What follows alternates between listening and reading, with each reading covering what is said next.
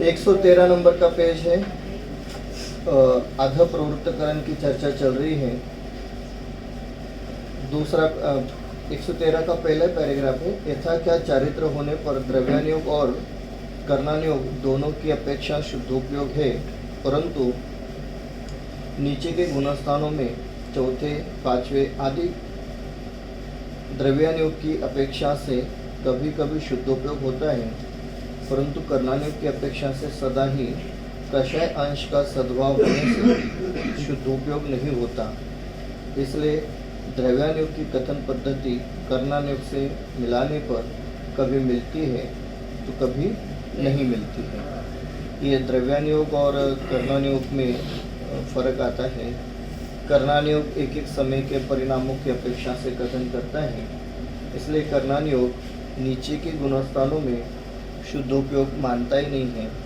द्रव्यानुयोग मात्र चौथे पांचवें गुणस्थान में भी कभी कभी शुद्धोपयोग मानता है। आगे बढ़ते हैं। पंडित टोरमल जी आगे लिखते हैं, कर्णानुयोग में कषाय शक्ति की अपेक्षा से कथन होता है। कषायों की प्रवृत्ति अलग बात है और अंतरंग कषाय शक्ति अलग बात है। किसी जीव के कषायों की प्रवृत्ति अधिक हो और यदि उसकी अंतरंग कषाय शक्ति कम हो तो उसे मंद कषाय कहते हैं, परंतु जिन जीवों की कषायों की प्रवृत्ति थोड़ी है परंतु अंतरंग कषाय शक्ति बहुत अधिक हो तो उन्हें तीव्र कषाय कहते हैं। जैसे वेंतरादि देव कषाय से नगरादि का नाश करने का कार्य करे तो भी उनकी कषाय शक्ति थोड़ी होने से उनके पीतलेशा होती है। इससे विपरीत एकेंद्रादि जीव कोई भी कषाय कार्य करते हुए नहीं दिखाई देते, फिर भी कषाय शक्ति बहुत ज़्यादा होने से उनके कृष्णादि 3 लेशा होती है। ये हुआ था हमारा साथ। आगे सर्वार सिद्धि नामक सबसे ऊपर के स्वर्ग के देव कषाय रूप थोड़ा प्रवर्तन करते हैं, परंतु कषाय शक्ति अधिक होने से उनके असंयम है। इससे विपरीत पंचम गुणस्थानवर्ती गृहस्थ शादी ब्याह करता है, व्यापार आदि करता है, आदि कषाय कार्य तो बहुत करता है, परंतु कषाय शक्ति मंद होने से उन्हें देश संयमी कहा है। फिर आगे एक एक लेशा में असंख्यात लोक प्रमाण कषायों के स्थान होते हैं, मंद तीव्र भेद होते हैं। जीव के सभी कषाय असंख्यात लोक प्रमाण होते हैं, उसे यथा योग्य असंख्यात लोक से भाग देने पर भी असंख्यात लोक ही आता है। उसमें बहुत भाग प्रमाण तो संक्लेश परिणाम है, जिनमें कृष्ण, नील और कपोत लेशा होती है। एक भाग प्रमाण विशुद्ध परिणाम है, जिनमें पीत, पद्म और शुक्ल लेशा होती है। ये थोड़ी बहुत चर्चा हुई थी, फिर से यहाँ विषय लेते हैं। एक एक लेशा में असंख्यात लोक प्रमाण कषायों के स्थान होते हैं। मतलब एक एक लेशा एक और उसमें असंख्यात लोक प्रमाण कषायों के स्थान होते हैं। एक लेशा में असंख्यात लोक प्रमाण कषायों के स्थान होते हैं। उसको हम लोग कैसा विचार करें, कैसा समझे? क्या हम ऐसा समझ सकते हैं, कोशिश करते हैं? आगे कुछ उदाहरण भी आएंगे इसके। 1 रुपया है तो रुपया तो कितना है? 1। अच्छा, 1 रुपये में पैसे कितने? 100, है ना? तो ऐसे ही लेशा 1 और उसमें कषाय स्थान कितने, तो कहते हैं असंख्यात। असंख्यात लोक प्रमाण कषायों के स्थान होते हैं। मंद तीव्र भेद होते हैं। लेशा का परिणाम 1, उसमें कषाय के स्थान असंख्यात लोक प्रमाण, उसमें भी कभी कोई मंद है और कभी कोई तीव्र है। जीव के सभी कषाय असंख्यात लोक प्रमाण होते हैं। जीव के सभी कषाय असंख्यात लोक प्रमाण होते। पहले लेशा की बात ली, लेशा में असंख्यात लोक प्रमाण कषाय स्थान के हैं।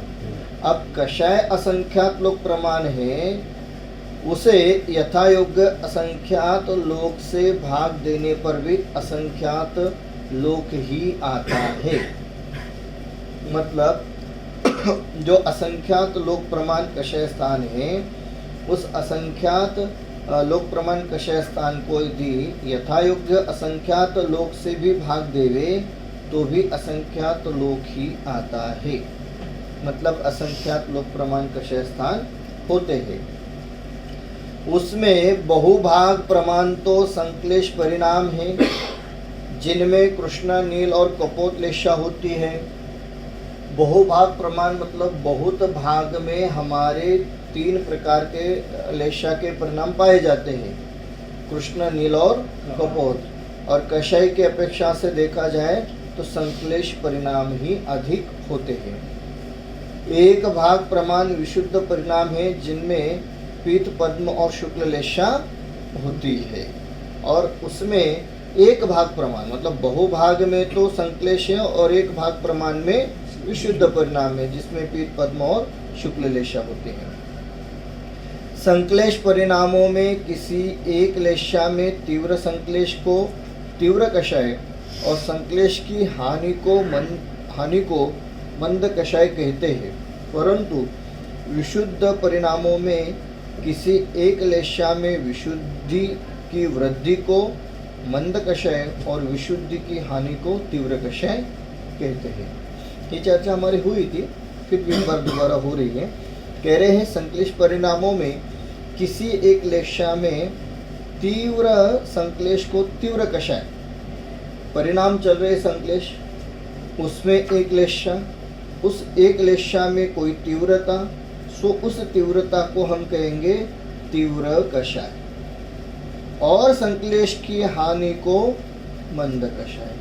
तो परिणामों में जो संक्लेश परिणाम चल रहे थे, उसमें से कोई संक्लेश परिणामों की हानि हुई, कम हुई, उसी को हम कह रहे हैं मंद कषाय। परंतु विशुद्ध परिणामों में किसी एक लेशा में विशुद्धि की वृद्धि को मंद कषाय, मतलब विशुद्ध परिणाम चल रहे हैं और उसमें किसी एक लेशा में विशुद्धि की वृद्धि हुई।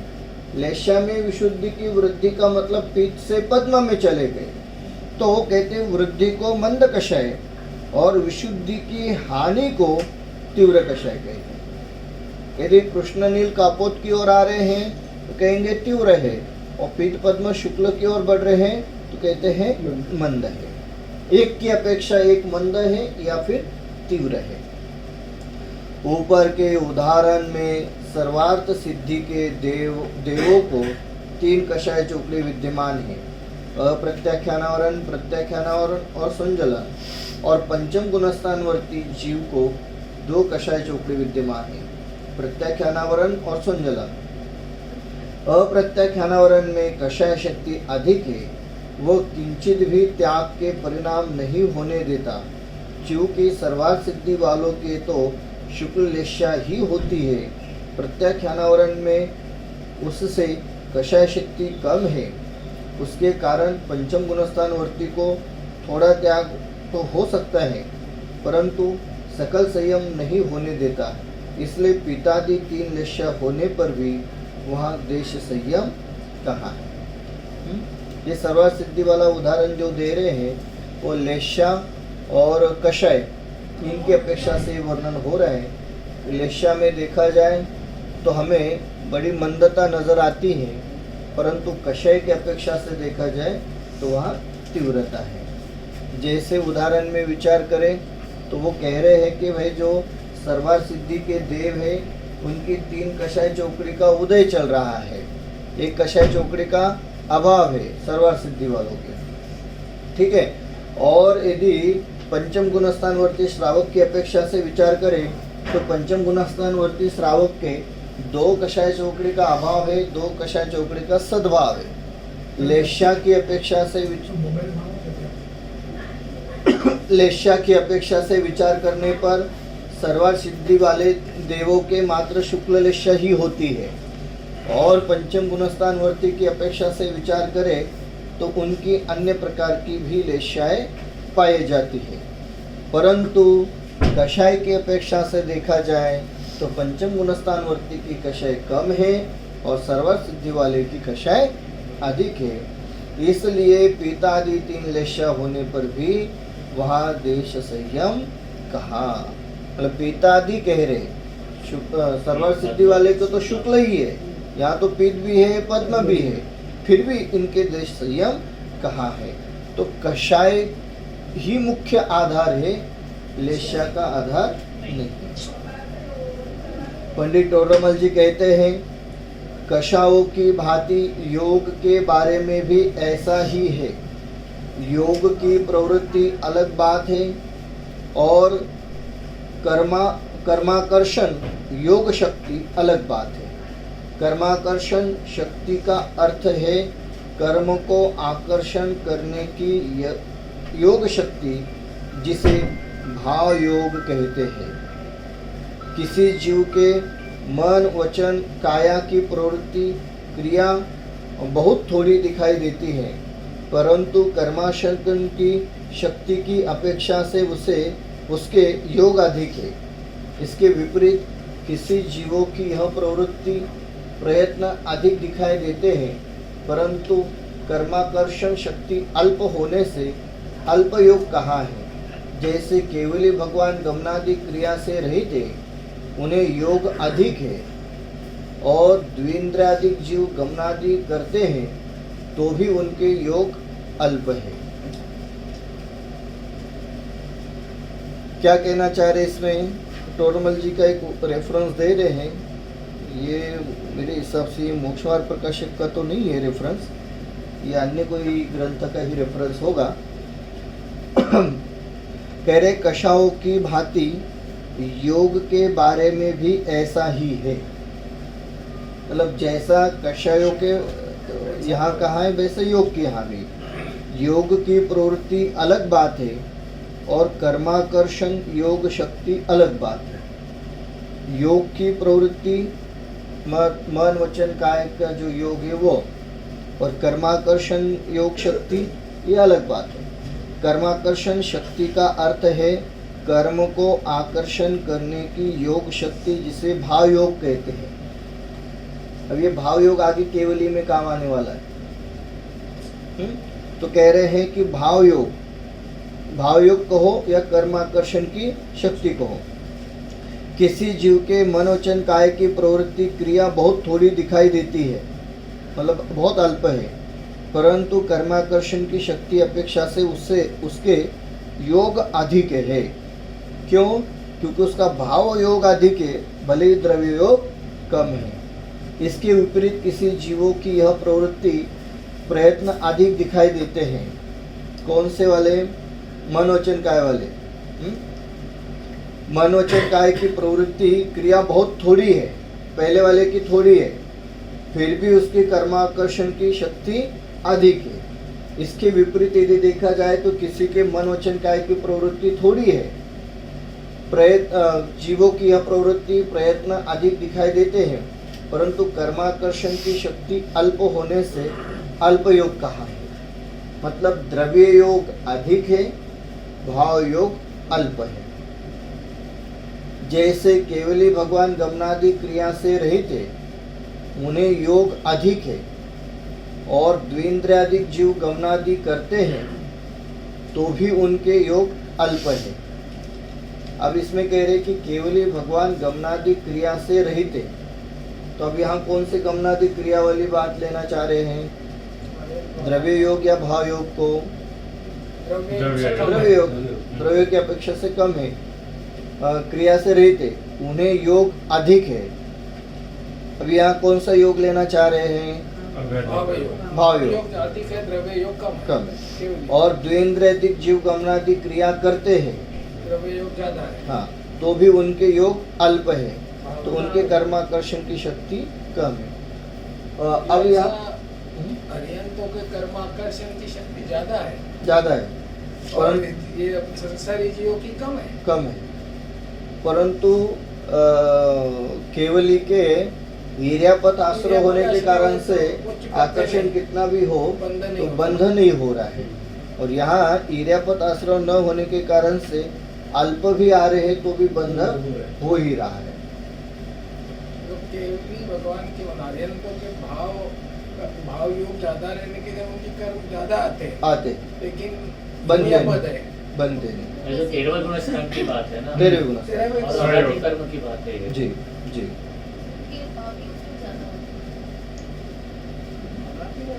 आघाती कर्म को आघाती कर्म जैसे- का घर्षण तो आते हैं, ये 13वें गुणस्कंध की बात है। वो कि तो भी मन में ही भगवान- होते हैं ना। हाँ। हाँ, घाती तो है ही नहीं, वो तो हाँ। ठीक हाँ, है, हाँ। घाती तो है ही नहीं, बट आघाती कर्म भी आते हैं लेकिन ज्यादा क्वांटिटी में आता है, ऐसा बोलना है। हाँ, जी, उसमें जी। आएंगे ना, ये अपना सातावेदी वगैरह जो भी है। सातावेदनी का वो तीव्र आश्रव होता नए- है। सातावेदी है। नए बंध की बात हाँ, है। नए- सातावेदी आएंगे ना। पेरियापत आश्रम में सातावेदनी तीव्रता से आएंगे, तीव्रता से। आएंगे, बिल्कुल, परंतु बंद नहीं है, वो अलग बात बंध है। नहीं है। कर्णान योग में परिणाम और कर्मों की अवस्था का सूक्ष्म विवेचन किया जाता है। परिणाम और कर्म की अवस्था दोनों का सूक्ष्म विवेचन किया जाता है। उसके अनुसार प्रयत्न पूर्वक कोई भी उद्यम हो नहीं सकता। उसके अनुसार प्रयत्न पूर्वक कोई भी उद्यम हो नहीं सकता, मतलब कोई भी प्रयत्न पूर्वक आगे पीछे नहीं कर सकते, जैसा होने वैसे ही होना है। कर्णान योग में यथार्थ वस्तु स्थिति बताई जाती है, उसमें आचरण की मुख्यता नहीं होती। चरणान योग, द्रव्यान योग आदि के उपदेशानुसार जो चलेगा उसके निमित्त से जो कार्य होना होगा वो स्वयं होगा। जैसे कोई कर्म का उपशम आदि करना चाहे तो किस प्रकार होगा, जो स्वयं तत्वादिकों का निर्णय करने का उद्यम करेगा उसके निमित्त से सहज ही उपशमादि सम्यक तो होता है। ये पैराग्राफ ये कहना चाह रहे हैं कि भाई कर्णान योग तो आपको वस्तु स्थिति का दर्शन कराता है, इससे अधिक कर्णान योग का कोई रोल नहीं है। जो है सो है आपके सामने प्रस्तुत करने का काम कर्णान योग का है। हाँ, द्रव्यान योग और चरणान योग जो है वो जरूर आपको ये कथन करते हैं कि भाई आप इस प्रकार का आचरण करो, आप इस प्रकार का व्यवहार करो, ये श्रद्धान करो तो आपको सम्यक्तों की प्राप्ति होगी।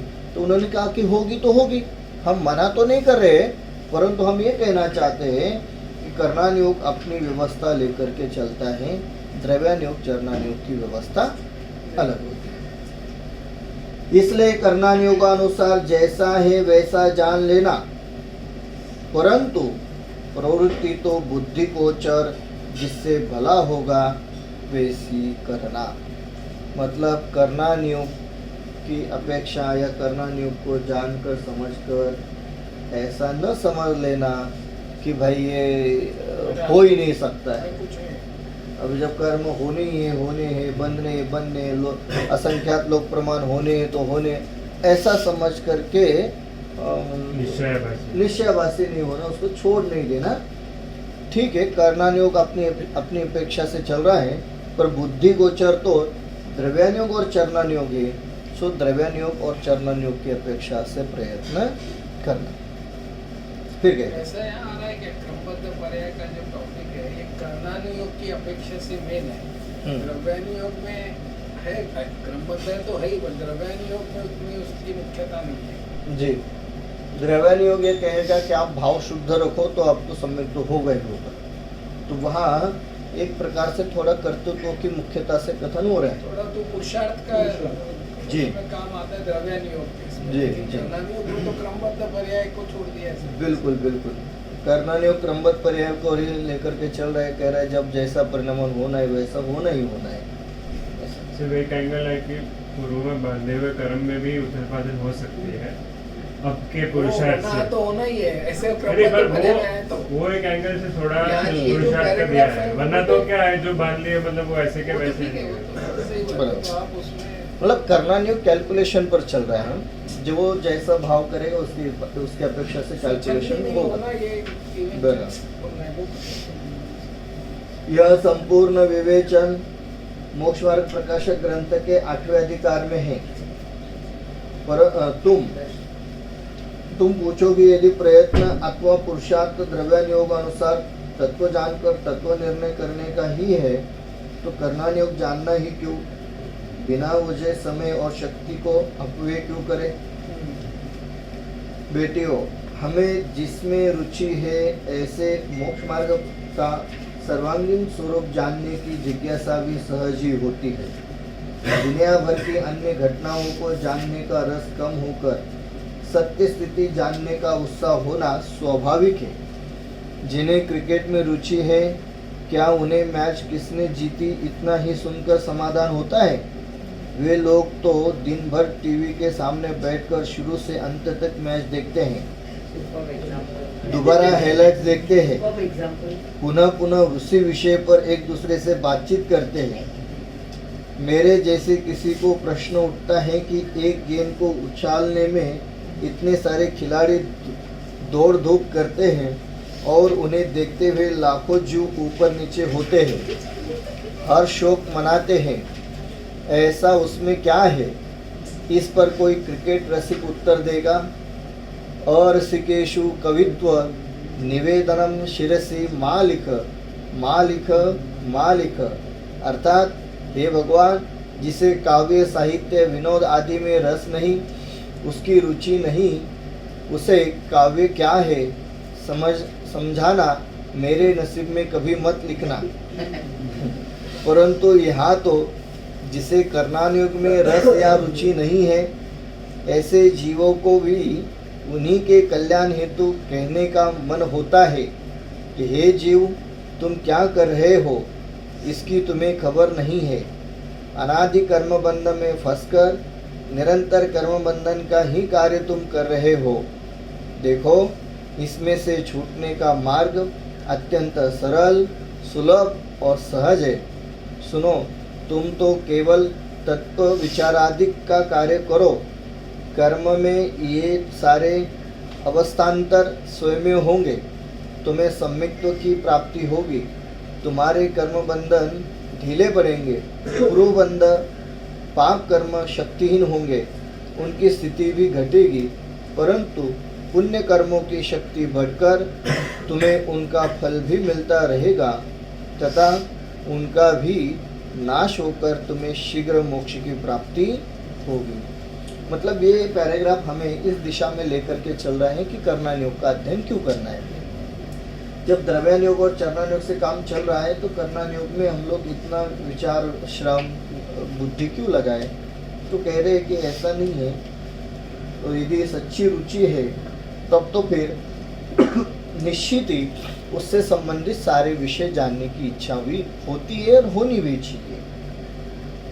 जैसे उदाहरण दिया है क्रिकेट मैच का, तो कह रहे हैं कौन जीता इससे तो काम चल जाएगा, इतना तो इनफ है। परंतु उस विषय की रुचि होने पर हम इतने से नहीं रुकते हैं। कौन जीता, कैसे जीता, किसकी पहले बैटिंग, किसकी बॉलिंग, किसने कितने रन बनाए, कितने विकेट लिए, फिर दुनिया भर का ज्ञान लेने का हम लोग प्रयास करते हैं, दुनिया भर की जानकारी लेने की कोशिश करते हैं। उसी प्रकार से वो यहाँ कहना चाह रहे हैं कि देखो, वहाँ जानकारी थोड़ी बहुत कम ज़्यादा हुई तो कोई फर्क पड़ना नहीं है, परंतु यहाँ यदि हमारी जानकारी कोई कम रहेगी तो हो सकता है कि हमारा तत्व निर्णय, तत्व विचार पूरा न हो पाए, और अधिक ली तो शीघ्रता से मोक्ष हो जाए। समझे? लोक व्यवहार की कोई जानकारी कम अधिक हुई तो कोई नुकसान नहीं है, परंतु यहाँ यदि कम हुई तो तत्व निर्णय होने में बाधा उत्पन्न हो सकती है, और अधिक हुई तो शीघ्रता से मोक्ष की प्राप्ति हो सकती है। इसलिए उन्होंने कहा कि कर्णानुयोग आदि अन्य शास्त्रों का भी हमें अवश्य अध्ययन करना चाहिए, और जब तत्व विचार करेंगे तो तत्व विचार के अनुसार तत्व निर्णय होगा ही, द्रव्यानुयोग की अपेक्षा से सम्यक्त्व का श्रद्धान होगा ही, सम्यक्त्व का अनुभव होगा ही, वो सब ठीक ही है। कह रहे हैं ये सब करते समय परिणामों में जो विशुद्धि बनी रहेगी, उस विशुद्धि के अनुसार पुण्य कर्म का बंध होगा और उसका फल भी मिलेगा ही मिलेगा। पुण्य का फल मिलेगा तब मिलेगा, परंतु ये सब तत्व चर्चा वार्ता करते समय कम से कम पाप बंध तो नहीं होगा। ये तो तत्काल में फल मिल ही रहा है। सो इसलिए वो कह रहे हैं कि ये तो मूल उद्देश्य, हेतु और मूल बात तो तत्व निर्णय की है, आत्मानुभूति की है, वो तो हमें करना ही है, परंतु उसी समय कर्म की अपेक्षा से ये जो लाभ हो रहे हैं वो तो होने ही है। यहाँ हम कर्णान योग के आधार से करण परिणामों की चर्चा कर रहे हैं। ये सारी चर्चा इतनी विस्तार से क्यों हुई? क्योंकि प्रश्न ये रहा कि जब आधाकरण, अपूर्वकरण और अनिवृत्तिकरण होना ही होना है और द्रव्यान योग की भाषा में कहे तो शुद्धोपयोग होना ही है, तो इतना विस्तार से जानने की क्या अपेक्षा है, उसके लिए सारा कथन हुआ। यह हम कर्णान योग के आधार से करण परिणामों की चर्चा कर रहे हैं।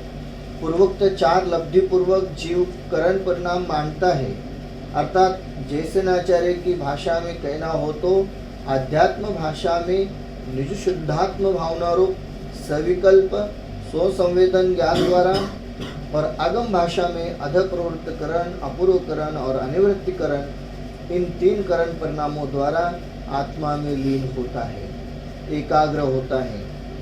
यहाँ भावना का अर्थ है उस रूप होना, एकाग्र होना, मात्र इच्छा करते रहना, यह भावना शब्द का अर्थ नहीं है।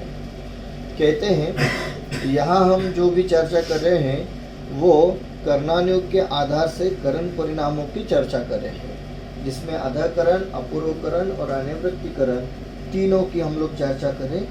और उसी बात को जैसन आचार्य ने कहा है कि आध्यात्म भाषा में निज शुद्धात्म भावना रूप, ये इसमें जो भावना शब्द है ना, भावना, उसका अर्थ आगे उन्होंने दिया है कि निज शुद्धात्म भावना रूप सविकल्प स्वसंवेदन द्वारा स्वसंवेदन ज्ञान द्वारा और आगम भाषा में अध प्रवृत्तकरण, अपूर्वकरण और अनिवृत्तिकरण, इन 3 करण परिणामों द्वारा आत्मा में लीन होता है, उसकी चर्चा हो रही है।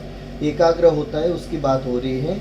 या भावना शब्द का अर्थ उस रूप होना है, एकाग्र होना है, मात्र इच्छा, यह अर्थ भावना शब्द का यहाँ पर नहीं है। भावना मतलब इच्छा शब्द, इच्छा होता है, पर वो अर्थ यहाँ पर नहीं है।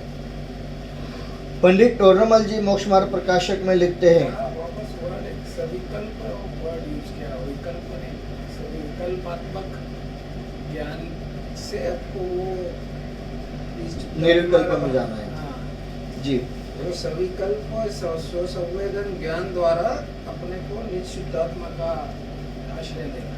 बराबर है। यहाँ अच्छा, अच्छी बात आपने पकड़ी है। क्या कहते हैं? अध्यात्म भाषा में निज शुद्धात्म भावना रूप, और भावना शब्द का अर्थ उन्होंने लिया है एकाग्र होना। तो यदि निज शुद्धात्म में एकाग्र हो गए तो फिर आगे सविकल्प स्वसंवेदन वाली बात कहाँ से आ गई? देखिए, तो फिर यहाँ पर एकाग्र होने का अर्थ क्या ले गए हम लोग? तो कहते हैं निज शुद्धात्म भावना रूप सविकल्प स्वसंवेदन द्वारा। तो सविकल्प स्वसंवेदन ये तो हुए माध्यम, और उसका फल हुआ निज शुद्धात्म भावना।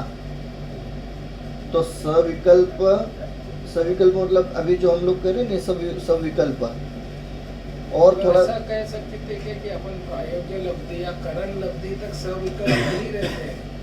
जब मैं करण लब्धि से सम्यक दर्शन में जाता हूँ तो मैं निर्विकल्प दशा मतलब ही निर्विकल्प दशा हो जाएगी, ऐसा है क्या? अनिवृत्तिकरण तक सविकल्प दशा। सविकल्प यार अपना वो मतलब लास्ट करण के पहले तक सविकल्प जी। ही दशा है। अनिवृत्तिकरण का अंतिम समय से पहले तक सविकल्प दशा है, अंतिम समय निर्विकल्प दशा है। ये कहेंगे हम शुद्ध निश्चय में कहो या यथार्थता में कहे, और व्यवहार भाषा में कहे तो प्रायोग लब्धि तक सविकल्प, करण लब्धि निर्विकल्प। परंतु करण लब्धि में भी अधकरण, अपूर्वकरण, अनिवृत्तिकरण है। तो अधकरण, अपूर्वकरण, अनिवृत्तिकरण तीनों भी सविकल्प, और अनिवृत्तिकरण का अंतिम समय बीता वही निर्विकल्प। तो अंतिम समय कहो या निर्विकल्प कहो, एक ही। सब बुद्धि पूर्वक ही है ना, तो सब बिल्कुल। इसलिए यहाँ पर उन्होंने निज शुद्धात्म भावना रूप लिया, और उस ये होने का कारण कौन? तो सविकल्प सुसंवेदन। ये सविकल्प सुसंवेदन कैसा होता होगा, क्या होता होगा? कर्णान योग में तो कह रहे कर्म का अभाव हो रहा है, आदि आदि आदि। द्रव्यान योग में भी हम लोग विचार करें तो जो तत्व विचार चल रहा था, तो एक जगह टोडरमल जी ने वो जो मोक्षमार्ग प्रकाशक ग्रंथ में अंतिम एक चिट्ठी लिखी ना, चिट्ठी रहस्यपूर्ण चिट्ठी में, वहां पर उन्होंने लिखा है सूक्ष्म विचार करते करते करते करते निर्विकल्प होता है। एक ऐसी बात है। तो सूक्ष्म विचार करते करते, वो करते करते शब्द का अर्थ यहाँ पर हम लोग ले सकते हैं कि जो कह रहे हैं ना सविकल्प सो संवेदन, तो वो जो विचार है वो इतना निर्विकल्प होता है कि सामान्य बुद्धि से विकल्पात्मक नजर नहीं आता है, परंतु कर्णानुयोग की भाषा में वो भी सविकल्प दशा ही, वो सामान्य वाले विचारों की बात नहीं करना चाह रहे, क्योंकि अगले ही क्षण निर्विकल्प दशा में ले जाना है। सो उसके पहले वाली जो दशा है उस दशा को हम यहाँ पर सविकल्प करें। फिर आगे पंडित टोडरमल जी मोक्ष मार्ग प्रकाशक में लिखते हैं, करण लब्धि वाले जीव का बुद्धि पूर्वक इतना ही उद्यम होता है कि वह तत्व विचार में उपयोग को तद्रूप होकर लगाता है। उसके कारण प्रति समय परिणाम निर्मल होते जाते हैं और तत्वोपदेश का विचार निर्मल होते जाने से थोड़े ही काल में उसे तत्व श्रद्धा रूप सम्यक तो होता है। अब इसमें आ गए ये सब। इन परिणामों की तारतम्यता केवल ज्ञानी जानते हैं, उनका निरूपण कर्णानुयोग में किया है। इस पैराग्राफ का विचार करते थोड़ा। टोडरमल जी साहब लिख रहे हैं कि करण लब्धि वाले जीव का बुद्धि पूर्वक इतना ही उद्यम होता है। बुद्धि पूर्वक, अब ये कौन सी बुद्धि? ये हमारी वाली बुद्धि, सामान्य वाली, ध्यान लगा करके बैठो। तो बुद्धि पूर्वक इतना ही उद्यम होता है कि वह तत्व विचार में उपयोग को तद्रूप होकर लगाता है। तो जो तत्व विचार कर रहे हैं उस तत्व विचार में उपयोग को बुद्धि पूर्वक तद्रूप होकर के लगाता है। उसके कारण, वो उपयोग लगाने के कारण प्रति समय परिणाम निर्मल होते जाते हैं। अब इस निर्मलता को कैसे नापे या कैसे समझे, उसको तो हम कर्णानुयोग में समझ सकते हैं कि एक एक कषय, एक एक परिणाम, जो स्थिति बंधापसरण और ये पहले आया था ना प्रयोग लब्धि में, तो वो हो रहा है। हालांकि वो प्रयोग लब्धि में हुआ, तो फिर अलग से करण लब्धि में क्या हो रहा है, उसकी और विशुद्धता बढ़ गई। ठीक है। और द्रव्यानुयोग की भाषा में क्या समझे कि क्या हो रहा है, हम द्रव्यानुयोग की भाषा में इतना ही समझ सकते हैं परिणामों में विशुद्धि बढ़े, बस। सो कह रहे हैं परिणाम निर्मल होते जाते हैं और तत्वोपदेश का विचार निर्मल होते जाने से थोड़े ही काल में उसे तत्व श्रद्धा रूप सम्यक तो होता है। तो थोड़े समय के आगे चल कर के उसके जो तत्वोपदेश है वो भी निर्मल होता है और अगले समय में तत्व श्रद्धा रूप सम्यक तो भी होता है। इन परिणामों की तारतम्यता केवल ज्ञानी जानते हैं, ये हमारे विचार का विषय नहीं है। उनका निरूपण कर्णानुयोग में किया है। थोड़ा बहुत इसको स्पष्ट करने का प्रयास कर्णानुयोग में किया है। अब हम एक एक करण परिणाम का स्वरूप विस्तार से देखेंगे।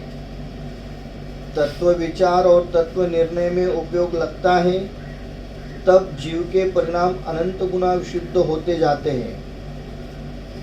हमने विशुद्ध लब्धि में विशुद्धि बढ़ने की बात की थी और अब यहाँ करण लब्धि में भी विशुद्धि कही जाती है। पहले तो साता वेदनी आदि प्रकृतियों के बंध के कारणभूत परिणामों को विशुद्ध परिणाम कहा था। अब यहाँ जो विशुद्धि है वह तत्व ज्ञान संबंधी निर्मलता जानना, श्रद्धा संबंधी निर्मलता जानना। यहाँ करण लब्धि में मिथ्यात्व और अनंत अनुबंधी कषय उत्तरोत्तर मंद मंदतर मंदतम होते जाते हैं, उनकी अपेक्षा से विशुद्धि समझना। विशुद्धि को समझा रहे हैं। पहले तो कह रहे अब हम एक एक करण परिणाम का स्वरूप विस्तार से देखते हैं, मतलब अध्यकरण, अपूर्वकरण और अनिवृत्तिकरण। तत्व विचार और तत्व निर्णय में उपयोग लगता है तब जीव के परिणाम अनंत गुना विशुद्ध होते जाते हैं। जब तत्व विचार और तत्व निर्णय में जीव लगा है, ऐसे समय में उसके परिणामों में जो विशुद्धि बढ़ती है उसको यहाँ पर विशुद्धि कह रहे हैं। हमने विशुद्ध लब्धि में विशुद्धि बढ़ने की बात की थी और अब यहाँ करण लब्धि में भी विशुद्धि कही जाती है। तो विशुद्ध लब्धि में भी विशुद्धि थी और करण लब्धि में भी विशुद्धि है। तो दोनों विशुद्धि में कोई फर्क है या दोनों समान है? दोनों में फर्क है। दोनों, वहाँ की विशुद्धि सामान्य थी, बिल्कुल बिल्कुल बहुत स्थूल वाली विशुद्धि थी, यहाँ वाली विशुद्धि बहुत सूक्ष्म है। पहले तो साता वेदनी आदि प्रकृति के बंध के कारणभूत परिणामों को विशुद्ध कहा था। देखिए अभी स्पष्ट हो गया। वहाँ जो विशुद्धि आई थी ना विशुद्धि लब्धि में, वो तो साता वेदनी संबंधी विशुद्धि थी। अब यहाँ जो विशुद्धि है वो तत्व ज्ञान संबंधी निर्मलता जानना, श्रद्धा संबंधी निर्मलता जानना। यहाँ की विशुद्धि ये श्रद्धा संबंधी है, तत्व ज्ञान संबंधी है, और वहाँ की विशुद्धि असाता से हटकर साता में आने वाली है। तो दोनों जगह विशुद्धि है और दोनों का अर्थ अलग अलग है। वहाँ पाप से पुण्य में आने की थी और यहाँ पाप पुण्य दोनों से रहित शुद्ध आत्मा में जाने की बात हो रही है। तो उस संबंधी शुद्धि विशुद्धि यहाँ पर जानना। यहाँ करण लब्धि में मिथ्यात्व और अनंत अनुबंधी कशा उत्तरोत्तर मंद मंदतर मंदतम होते जाते हैं, उनकी अपेक्षा से विशुद्धि समझना। तो यहाँ मिथ्यात्व और अनंत अनुबंधी कशा है, एकदम मंद हो रहे, फिर मंदतर हो रहे और मंदतम हो रहे हैं, तो उसकी अपेक्षा से विशुद्धि यहाँ पर बढ़ती ही जाती है। हम ऐसा कह सकते हैं कि एक पेपर वाइट है, उसके ऊपर काला कलर लगा हुआ था, धीरे धीरे उसको हटाते जा रहे हैं। तो जैसे जैसे हटाते जा रहे हैं वैसे वैसे पेपर जो वाइट उसका वाइटनेस से ऊपर आ रहा है। इस अपेक्षा से यहाँ पर मिथ्यात्व और अनंत अनुबंधी धीरे धीरे जा रहे हैं और विशुद्धि बढ़ती जा रही है। धीरे धीरे यहाँ पे दब रहे हैं। तो प्रथमोक्षम तो की प्रोसीजर ही चल रही है। जी अभी तो दबना ही चल रहा है। बिल्कुल बिल्कुल मंदता हो रहा है, मतलब अभी तक दबना ही चल रहा है। बिल्कुल क्षय तो होना ही नहीं। प्रथमोक्षम सम्यक्तों की बात है, इसके लिए क्षय की अपेक्षा से बात नहीं है, दबने की अपेक्षा से बात है, तो उस अपेक्षा से कथन कर रहे हैं। हमने पहले देखा था कि चारों गति वाला भव्य मिथ्या दृष्टि जीव प्रथमोक्षम सम्यक को प्राप्त कर सकता है। उसमें कोई सातवें नरक का नारकी होगा जिसके कृष्ण लेशा होती है, कोई नैवे ग्रैविक स्वर्ग का मिथ्या दृष्टि होगा जो शुक्ल लेशा वाला होता है, कोई मनुष्य या तिरंच होगा जिसके पीठ पद्म या शुक्ल लेशा होती है। यहाँ अपनी अपनी लेशा तो कायम रहती है, परंतु अशुभ लेशा वालों के संक्लेश घटते हैं तो शुभ लेशा वालों के विशुद्धि बढ़ती है। उनके कषाओं के स्थान अपने पूर्व परिणामों से घटते हुए होते हैं। और कह रहे हैं यहाँ जो भी चर्चा चल रही है वो भव्य मिथ्या दृष्टि की बात चल रही है और प्रथमोक्षम सम्यक्तों की बात हो रही है। उसमें कोई सातवें नरक का नारकी भी है, तो नव्य क्रैविक वाला कोई देवगति का देव है, सातवें नरक वाला है तो कृष्ण लेशा वाला है, और देवगति का देव है तो शुक्ल लेशा वाला है, या कोई तिरंच और मनुष्य भी है जो पीठ पद्म शुक्ल लेशा वाला हो सकता है। मूल बात यहाँ पर इतनी लेना चाह रहे हैं कि जो जिस लेशा के स्थान में है उसका वो स्थान घटता है।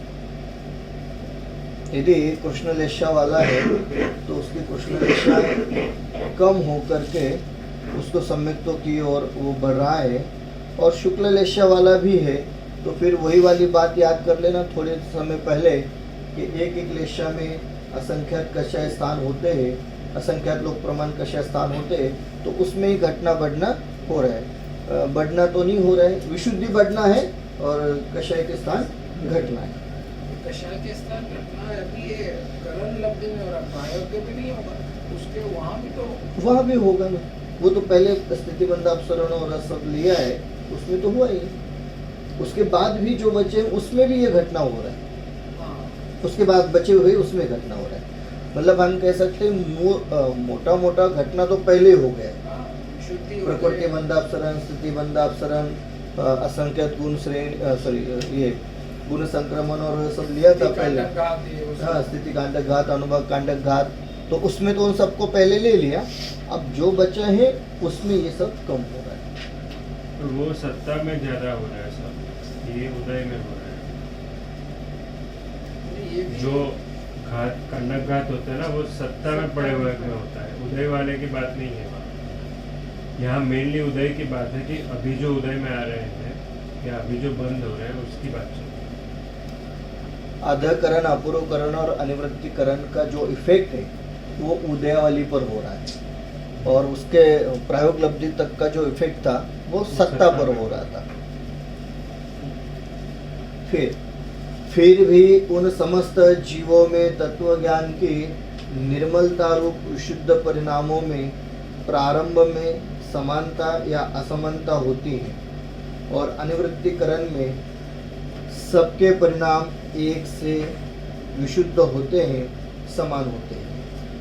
कह रहे इतना सब कुछ होने पर भी फिर भी उन समस्त जीवों में तत्व ज्ञान की निर्मलता रूप विशुद्ध परिणामों में प्रारंभ में, मतलब स्टार्ट में समानता या असमानता होती है, मतलब अध प्रवृत्तकरण में, और अनिवृत्तिकरण में सबके परिणाम एक से विशुद्ध होते हैं। मतलब अध प्रवृत्तकरण, अपूर्वकरण और अध प्रवृत्तकरण वहाँ गड़बड़ हो गई, मतलब आगे पीछे चल सकते हैं, परंतु अनिवृत्तिकरण में सबके एक समान ही विशुद्ध होते हैं। अध प्रवृत्तकरण में ऊपर और नीचे के समयों में समान परिणाम होते हैं, उसे अनुकृष्टि रचना कहते हैं। उसका स्वरूप अब हम देखेंगे। तुम टीवी पर क्रिकेट मैच देखती हो, उस मैच का वर्णन कमेंट्री करते करते पूर्व में खेली गई अन्य मैचों के साथ उसकी तुलना करके उसका विवरण किया जाता है। कोई टीम चौथे ओवर तक जितने रन निकालता है उतने ही रन कोई टीम तीसरी ओवर तक, कोई दूसरी ओवर तक, तो कोई पहली ही ओवर में करता है। उनकी धाव संख्या में इस प्रकार की समानता हो सकती है।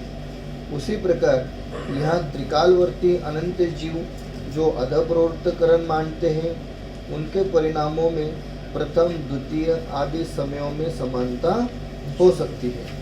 ये सिंपल है करेगा। क्रिकेट में तो भूतकालीन मैच के साथ तुलना होती है, परंतु केवली भगवान तो एक साथ सभी जीवों के भूत, भावी तथा वर्तमान सभी परिणाम जानते हैं।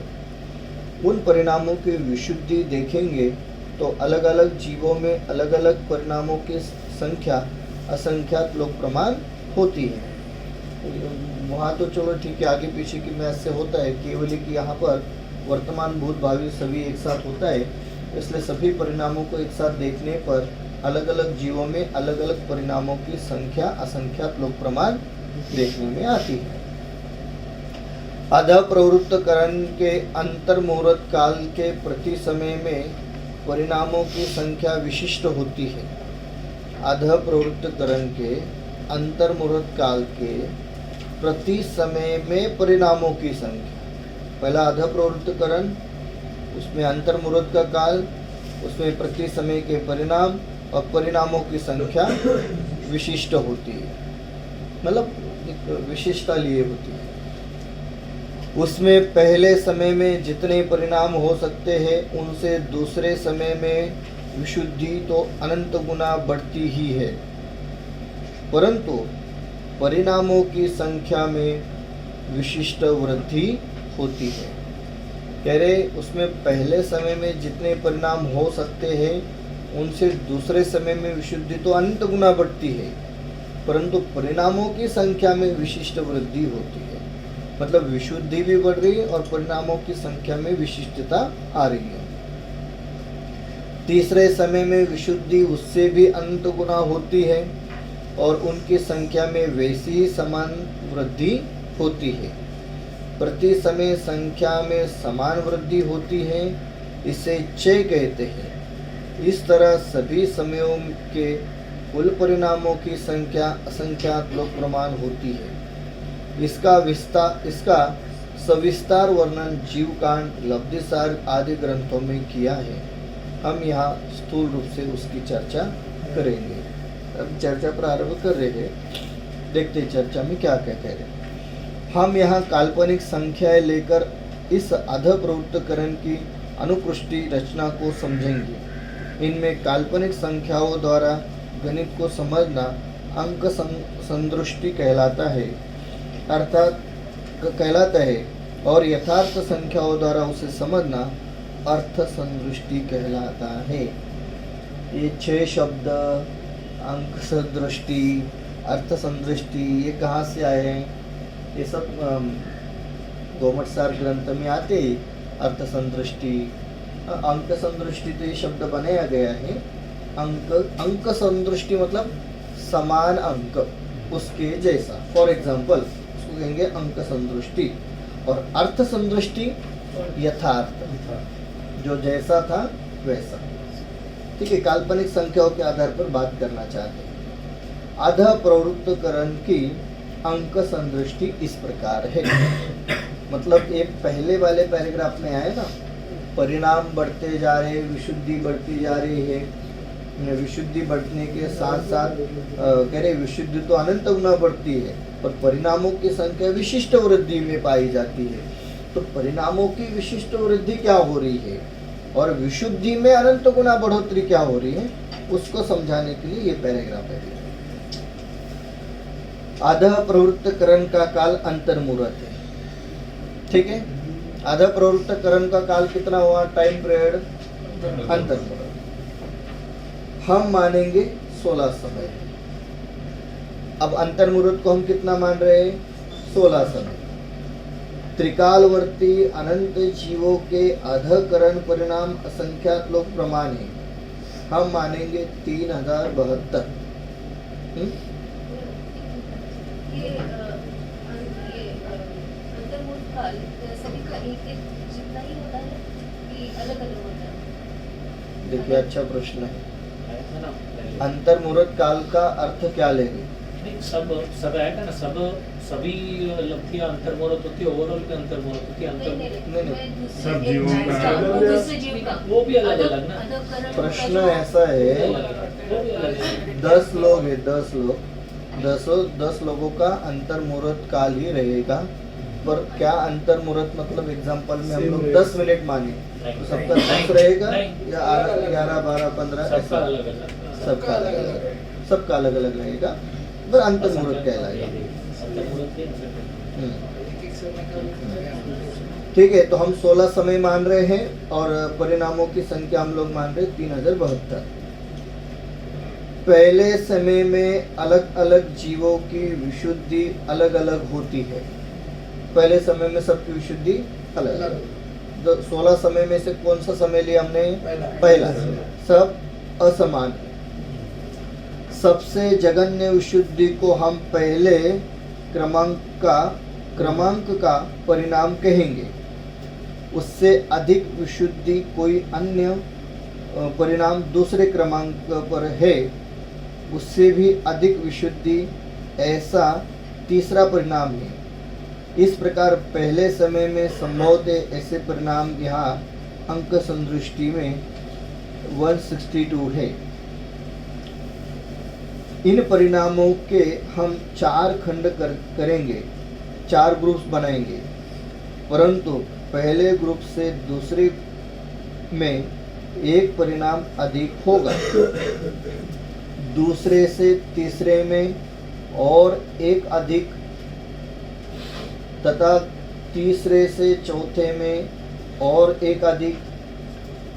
इस एक एक अधिक को हम चय या समान वृद्धि कहते हैं। सब चयों को मिलाकर चयधन कहते हैं। जो यहाँ 1 + 2 + 3 = 6 है। 162 संख्या के 4 खंड करने के लिए सर्वप्रथम उसमें से चयधन बात करेंगे, मतलब 162 में से 6 माइनस करेंगे तो 156।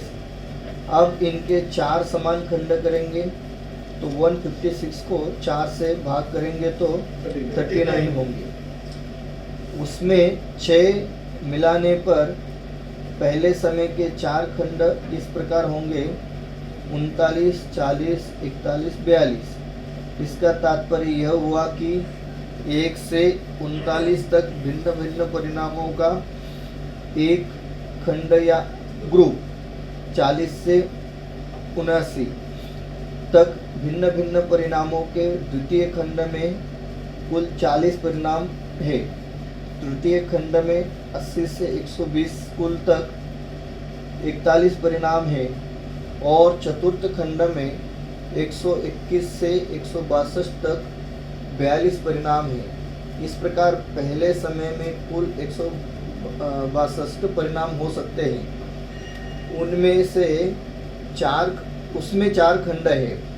पहले परिणाम को प्रथम समय के प्रथम खंड का जघन्य परिणाम कहते हैं और 39वें परिणाम को प्रथम समय के प्रथम खंड का उत्कृष्ट परिणाम कहते हैं और 2 से 38 तक वे परिणाम तक सभी प्रथम खंड के मध्यम परिणाम कहलाते हैं।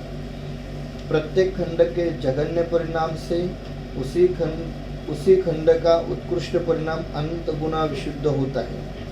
उसी प्रकार 40वां परिणाम प्रथम समय के द्वितीय खंड का जघन्य परिणाम है। 79वां परिणाम प्रथम समय के द्वितीय खंड का उत्कृष्ट परिणाम है तथा 41वें से 78वें परिणाम तक सब परिणाम मध्यम है। इसी तरह तीसरे और चौथे खंड के परिणाम को जानना। 162वां परिणाम प्रथम समय के चतुर्थ खंड का उत्कृष्ट परिणाम है और पहले समय का सर्वोत्कृष्ट परिणाम है। यह ध्यान में रखना कि भिन्न भिन्न जीवों के ये भिन्न भिन्न परिणाम हैं। पहले परिणाम से दूसरा परिणाम अधिक विशुद्ध, उससे तीसरा और अधिक विशुद्ध है। पहले परिणाम से 39वां परिणाम अनंत गुना विशुद्ध है। 39वें परिणाम से 40वां परिणाम अनंत गुना विशुद्ध है। इसका अर्थ यह हुआ कि पहले खंड के उत्कृष्ट परिणाम से दूसरे खंड का जघन्य परिणाम अनंत गुना विशुद्ध है। यह पहले समय की बात हुई। अब प्रत्येक जीव की द्वितीय समय में अपने अपने पूर्व समय के परिणाम की अपेक्षा विशुद्धि अनंत गुना बढ़ेगी। उसी प्रकार कुछ परिणामों की संख्या भी बढ़ जाती है। हम मानते हैं कि प्रत्येक खंड की संख्या में एक एक की वृद्धि होती है, अर्थात प्रत्येक समय में 4-4 परिणामों की विशुद्धि होती है। पहले समय में हमने 162 परिणाम देखे थे। दूसरे समय में विशुद्धि अनंत गुना होती है और परिणाम 166 होते हैं। प्रथम समय में प्रथम खंड के परिणाम 1 से 39 थे। उनकी प्रत्येक की विशुद्धि अनंत गुना बढ़ती है और संख्या में भी वृद्धि होकर अब उनकी विशुद्धि और संख्या 40 से 79 के समान होती है। देखो, प्रथम समय के ये सब ये पूरा पढ़े बिना लाइनअप नहीं होगा। ये पूरा आगे तक अंत तक ये कनेक्टेड है पूरा, कहीं पर भी रुक नहीं सकते हैं। देखो, प्रथम समय के द्वितीय खंड में जितनी विशुद्धि और संख्या थी उतनी ही विशुद्धि और संख्या द्वितीय समय के प्रथम खंड में होती है। उसी प्रकार पहले समय के द्वितीय खंड में 40 से 79 तक 40 परिणाम थे। उनकी विशुद्धि अनंत गुना और संख्या 1 से बढ़कर वे द्वितीय समय के द्वितीय खंड में 80 से 120 तक 41 हो जाते हैं। पहले समय के तृतीय खंड में 80 से 120 तक वे 41 परिणाम थे। उनकी विशुद्धि और संख्या बढ़कर दूसरे समय के तृतीय खंड में 121 से 162 तक 42 हो जाते हैं। पहले समय के चतुर्थ खंड में 121 से 162 तक वे 42 परिणाम थे।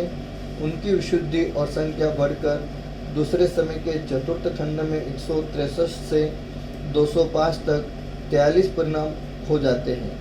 इस तरह दूसरे समय के कुल परिणाम 40, 41, 42, 43 ऐसे मिलाकर के होते हैं 166 हो जाते हैं। उन्हें निम्न प्रकार लिखेंगे। प्रथम समय नीचे लिखते हैं और द्वितीय समय उसके ऊपर लिखते हैं। इसलिए इसे नीचे से ऊपर की ओर पढ़ना। तो पहला समय नीचे लिखा है, दूसरा समय ऊपर लिखा है। पहले समय में 162 है, दूसरे में 166 है और आगे आगे एक एक को बढ़ाते हुए इसकी रचना दी है। समय कुल परिणाम प्रथम खंड, द्वितीय खंड, तृतीय खंड और चतुर्थ खंड, इस अपेक्षा से इसकी रचना दी है। फिर तीसरे समय में भी परिणामों की विशुद्धि अनंत गुना बढ़ती है। आगे देखिए, उसके आगे वाले पेज पर उसका चार्ट भी दिया है। 16 समयों की रचना दी है, पूरी 16 समयों की। और नीचे से ऊपर की ओर पढ़ना है हम लोगों को। परिणाम पुंज मतलब परिणाम कितने, प्रथम खंड, द्वितीय खंड, तृतीय खंड और चतुर्थ खंड, ये पूरी रचना दी है। ये सब रचना किस बात की हो रही है, ये आगे वाले क्लास में हम लोग उसको एक्सप्लेन करेंगे पूरा। तो बोर्ड से समझना पड़ेगा कि एक परिणाम, फिर उसकी संख्या, फिर उसकी बढ़ना, और ये 39 फिर 40 फिर 41 कैसे आ रहे, ये सबको हम लोग देखेंगे। अभी खाली पढ़ते हैं। इसमें जो 16 परिणामों की अपेक्षा से चार्ट दिया ना आगे वाले पेज पर, पूरा का पूरा 16 समय की अपेक्षा से, तो वो 16 समय वाला सारा विषय कहाँ से प्रारंभ हुआ, एक बार पीछे ले चलते आप। 118 नंबर के पेज पर आया ना, सेकंड वाला पैराग्राफ, सेकंड वाला ना, सेकंड वाला। तो सेकंड वाले का एक्सप्लेनेशन 118 के नीचे से स्टार्ट हो रहा है और वो आगे पूरा, ये पूरा प्रकरण ही पूरा चलेगा। तो उसमें मतलब द्रव्यानुयोग की भाषा में कहे तो 118 का सेकंड पैराग्राफ इतना ही इनफ है, और कर्णानुयोग उसका एक्सप्लेनेशन दे रहा है। द्रव्यानुयोग तो इतना ही कहेगा। फिर से पढ़तो 18 वाला सेकंड पैराग्राफ। आधा प्रवृत्त करण के अंतर्मुहूर्त काल के प्रति समय में परिणामों की संख्या विशिष्ट होती है। तो द्रव्यानुयोग के लिए इतना ही काफी, परिणामों की संख्या विशिष्ट होती है। उसमें पहले समय में जितने परिणाम हो सकते हैं उनसे दूसरे समय में विशुद्धि तो अनंत गुना बढ़ती ही है, परंतु परिणामों की संख्या में विशिष्ट वृद्धि होती है। मतलब ये विशिष्ट वृद्धि होती है मतलब कह रहे परिणाम बढ़ रहे हैं, और देखो विशुद्धि बढ़ने में कोई समस्या नहीं किसी को भी। वो तो ये कह रहे हैं कि विशुद्धि तो बढ़ती जा रही है, साथ ही साथ कह रहे हैं कि परिणाम भी बढ़ रहे हैं। और फिर ऐसे तीसरे समय में विशुद्धि उससे भी अनंत गुना होती है और उनकी संख्या में वैसी समान वृद्धि होती है। प्रति समय संख्या में समान वृद्धि होती है, इसे चय कहते हैं। इस तरह सभी समयों में कुल परिणामों की संख्या असंख्यात लोक प्रमाण होती है। तब ये जो कुल परिणामों की संख्या असंख्यात लोक प्रमाण होती है, विशुद्धि बढ़ रही, वहाँ तक कोई समस्या नहीं। इसके लिए ये सारा वर्णन आ रहा है, इसलिए लिखा है इसका विस्तार सविस्तर वर्णन जीवकांड, लब्धिसार आदि ग्रंथों में किया है। हम यहाँ स्थूल रूप से उसकी चर्चा करेंगे। जो अभी पढ़ा स्थूल है, बहुत ही स्थूल है। और स्थूल में भी उन्होंने क्या किया,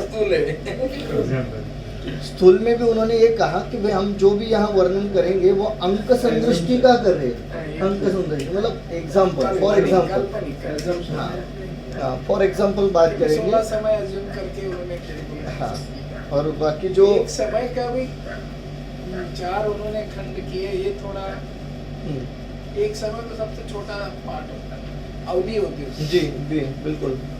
तो अवधियाँ एक होती समय हैं। को एक समय के भाग नहीं किए उन्होंने, एक समय में होने वाले परिणामों को अलग अलग रखा। 4 खंड किए चार हैं। खंड में करते हैं। हाँ। ग्रुप क्या है, जस्ट अंडरस्टैंडिंग। एक समय में भी हाँ हाँ हाँ। अवली है ना इतनी सारी। अवलिया है, इसलिए जी। तो अवलिया के कारण उन्हें वो परिणाम को भी 4 भाग और ये भी एग्जाम्पल है, पता नहीं वो हाँ, 4 ही होंगे चार कि नहीं, कितने तो होंगे। कितने होंगे, हाँ। क्या है वो? ये तो example बराबर है। तो ये तो खाली समझने की दृष्टि से उन्होंने ये सब विषय रखा है। ठीक है, आगे वाला पढ़ लेते हैं। पूरा ही पढ़ते हैं आज पूरा प्रकरण, फिर नेक्स्ट टाइम उसको विस्तार से देखेंगे। तीसरे समय में भी परिणामों की विशुद्धि तो अनंत गुना बढ़ती है और संख्या समान वृद्धि से समान क्षय से बढ़ती है। अर्थात डिफरेंस पहले समय में हमने 162 परिणाम माने थे, दूसरे समय में 4 से वृद्धि होकर उनकी संख्या 166 होती है, तीसरे समय में और 4 से वृद्धि होकर उनकी संख्या 170 होती है। एक एक समय में कुल परिणामों की संख्या में 4 से वृद्धि होती है तथा प्रत्येक खंड के परिणामों में 1 से वृद्धि होती है। अधःकरण के हमने 16 समय माने थे, उसमें प्रत्येक समय के परिणामों की संख्या क्रमशः 162, 16 समय माने थे, तो 16 के 162, 166, 170, 174, 4 बढ़ते बढ़ते एक बढ़ रहा है। हाँ अरे। 222 तक हम लोग पहुंचे तथा इन सबको मिलाकर अधःकरण के कुल परिणाम 3072 होंगे। अंशदृष्टि का आपने मतलब क्या बताया था? अंशदृष्टि का मतलब फॉर एग्जाम्पल, एग्जाम्पल अंक मतलब काल्पनिक काल्पनिक अंक assume ऐसा assume है, कर रहे हैं assume। हम लोग। हाँ, एक समान मान करके उसको फिर आगे एक्सप्लेन कर रहे हैं। इनमें 16 समयों के परिणाम तथा खंड निम्न प्रकार कोष्टक द्वारा देखते हैं। अब इस कोष्टक को गौर से देखोगी तो यह बात ख्याल में आएगी कि 39 परिणाम तो केवल पहले समय में ही है। उसी तरह 16वें समय के चतुर्थ खंड के 57 परिणाम अन्य कहीं भी नहीं है। 40 परिणाम पहले और दूसरे समय में समान है। 39 से 57। हाँ, 41 परिणाम पहले दूसरे तीसरे समय में समान है तथा 42 परिणाम पहले दूसरे तीसरे तथा चौथे समय में समान है। परिणामों की यह समानता 4 समयों तक ही पाई जाती है। जैसे 48 परिणाम 7वें, 8वें, 9वें और 10वें समयों में समान है। जितने समयों तक परिणामों में समानता हो सकती है उतने समयों को निर्वर्गना कांडक कहते हैं। यहाँ 4 है। हम प्रत्येक समय के परिणामों में उतने ही खंड करते हैं। एक एक समय के परिणाम खंडों को वर्गना कांडक कहते हैं। वर्गना समय की समानता को कहते हैं। उससे रहित ऊपर समयवर्ती परिणाम खंडों का कांडक निर्वर्गना कांडक है। ये एक जो भी हम कह सकते यूनिट उसको नाम दे लें। एक समय के खंड हम आंडी पंक्ति में लिखते हैं। आड़ी होना चाहिए, आंडी लिखा आड़ी। हाँ, आड़ी पंक्ति में लिखते हैं। हाँ।